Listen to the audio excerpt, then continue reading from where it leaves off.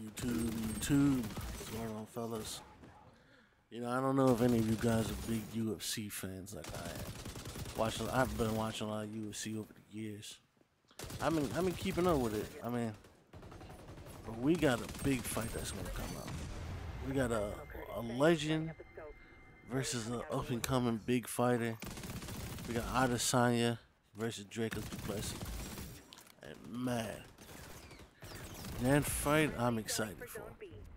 Just to even like, before I even talk about what I think might happen in this fight, just even said like what Adesanya has done in this short amount of time in his career. Like I think Adesanya has already proven himself to be one of the all-time greats in UFC history. Like I think you just have to put respect on him. Like he's brought a level of striking that the UFC hasn't seen in a long time. Probably since Anderson Silva, honestly, where it's just the length. But Anderson Silva was more well-rounded to me. I think he was probably better on the ground, but just standing up striking, man. Izzy's hard to knock off that pedestal of being on the top of that, being on the top names of that list. But he's gonna have a hard matchup, man. He's gonna have a Dricus Du Plessis. This is not gonna be an easy fight for him. And this is a style of fighter to me where Du Plessis does things where he can, I don't want to say expose weaknesses in Adesanya because there's really not too many weaknesses in Adesanya, but he can make it difficult, and he can definitely pose problems that might make it harder for Izzy to solve. To me, Dricus' best route to me is going to have to be getting the fight over with quick. I don't think it does him any justice for a 5 round. And I think if it goes to decision, he'll just get outpointed because Izzy's going to keep the distance, tagging from the outside, switch stands, we'll be watching from Izzy. But I do think we have a potential of Izzy knocking him out or finishing him. I want to say this fight's not going to go.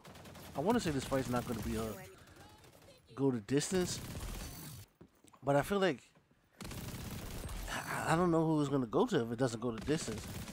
Cause I can see Izzy knocking him out, cause Dricus Du Plessis' style is kind of more like he rushes in, he throws these combinations, he's kind of wild with it.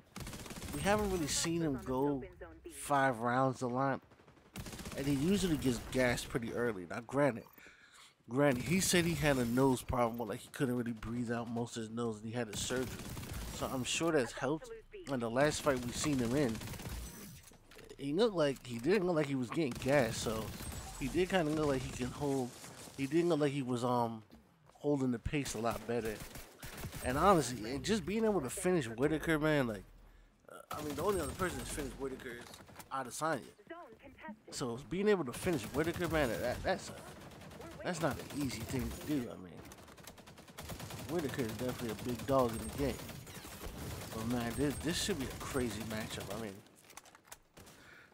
To me, the best route for Dricus to win this fight, he's got to get this fight on the ground. To me, he's got to be the stronger fighter. He's got to get this fight on the ground. To me, I don't really see him just standing there and striking with it, because his striking is a little sloppy. I don't really see him stand there. I can see him getting tagged, like, you know what I mean? Like, I can see him getting tagged, trying to stand there with Izzy. But we definitely got a crazy matchup happening. These guys, Izzy right now is a massive name. So if Dricus can bring the fight to him, they take him out. And eventually Izzy's skills are gonna decline. He's getting up in their age, but I think he's still good enough right now where I'm confident to think that he'll beat Dricus Du Plessis. I still think he's good enough to do that. But man, I don't think this is gonna be an easy fight. I definitely do not think this is an easy fight.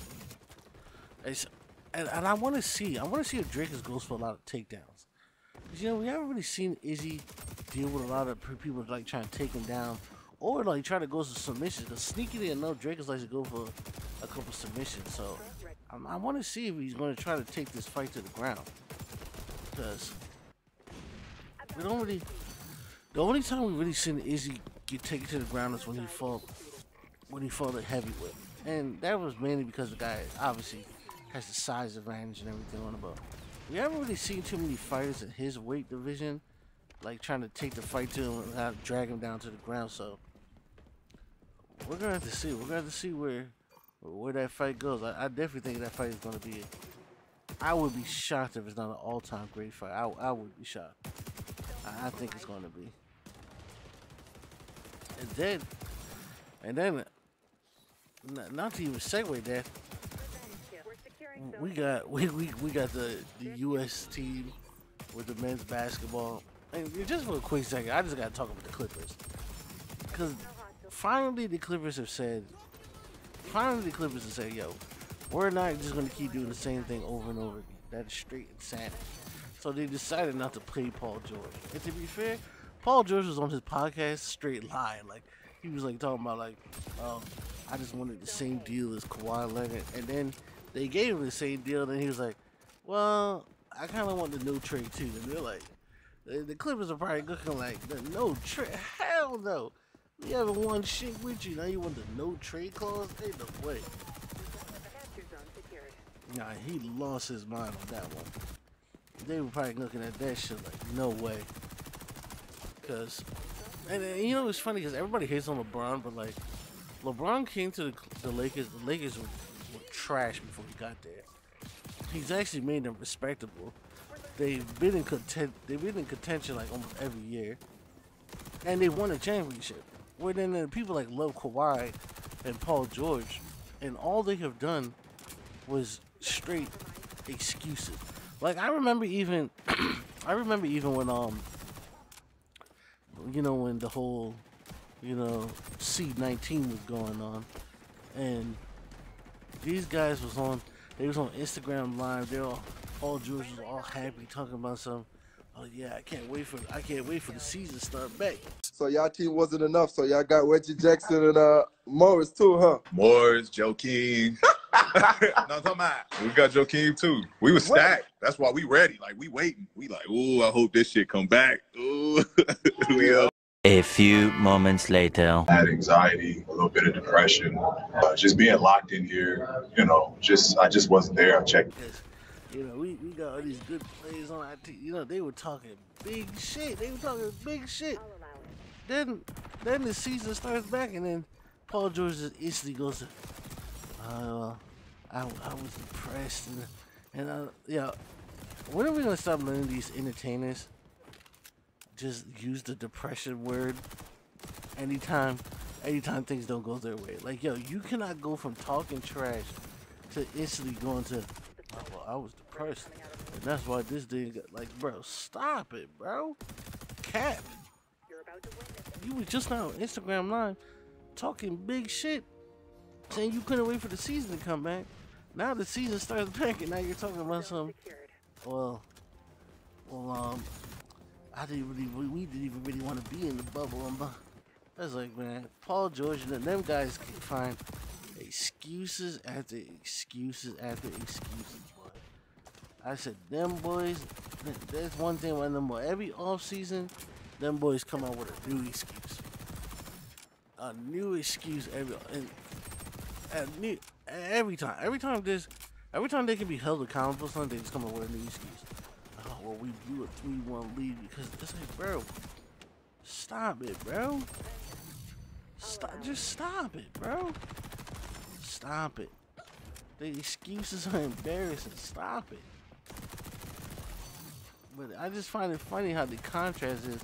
Like, people hate on LeBron. LeBron actually bought a championship, and I can even argue the reason why it hasn't been more championships, it wasn't because of LeBron. Like, the Lakers front office just does absolute stupidity sometimes. It's just like they just can't get things done. Like, it's just It's not a well-run franchise. It's just not. You just have to accept that at this point. But I just find it funny. I'm gonna make sure I put in that clip of Paul George on that Instagram live talking crazy about how they couldn't wait for the season to start back. Like, bro, stop it, man. But I've been watching the U.S. national team play, man. LeBron and Curry, man. Yo, could you imagine if we would have got a LeBron and Curry team up, man? That would have been like on some like that Magic Johnson Kareem type shit. Like, if we would have got that, if we would have got them two together, man. Just seeing the movement now, just for the national team, it looks crazy. Like you can tell their games just match so perfectly, like, just so perfectly. But yeah, let me know down below what you guys been watching, man. Are you guys excited for the football season about to start? The NBA? How y'all feel about the NBA season? How y'all feel about this Dricus and Adesanya fight? Man, let me know down below, man. I'm always checking the comment section, man. Like, comment, subscribe. If you want to get some more videos, maybe we can chat some more. Let me know down below. Peace. Don't compromise. Revenge kill. A professional courtesy. Ready.